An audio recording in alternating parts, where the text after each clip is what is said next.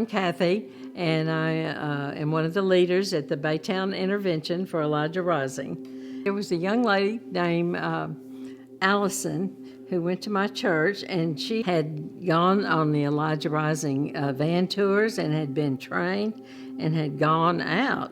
And she wanted our church in Baytown to start an intervention. So they had a meeting where they had invited, I think there was a representative from Elijah Rising, and I listened to all the speakers, and it really spoke to me. I was sitting there, and I had three granddaughters and one grandson who were teenagers.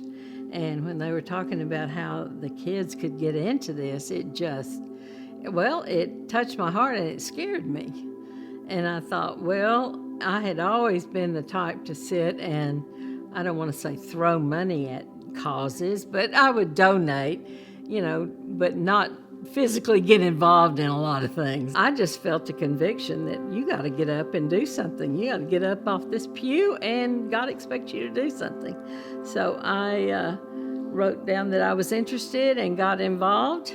I did some training and awareness and talking with the ones that were there about how they would go out into massage parlors and do awareness at truck stops. We had a lot of truck stops out in Baytown. We still do. I just wanted to join in. I think we started Chain Breakers in 2017. I think we came up under Elijah Rising in about 2018, 19. So, and the girl that started the Chain Breakers left. She felt another calling on her life, and I didn't really feel like I should be the leader of the Baytown Intervention, but I knew beyond a shadow of a doubt I was not supposed to let it die. One thing that motivates me more than anything is Jesus, when he had the sheep and he left the flock and went after the one. So God is concerned. It gives me chill bumps. I'm always talking about chill bumps. To think that he cared for one and he left those there. And that's what I see. And that's why I keep going. Well, our group goes into the strip clubs, and there was a young girl that they walked in one night, and she came running up to him and said, "Are you the church ladies?" And they went, "Yes." And she said, I was she was early teens, and she had been on Bissonnette, and they had given her a card with a number that she could get out, and she didn't think she needed it, so she threw it on the ground.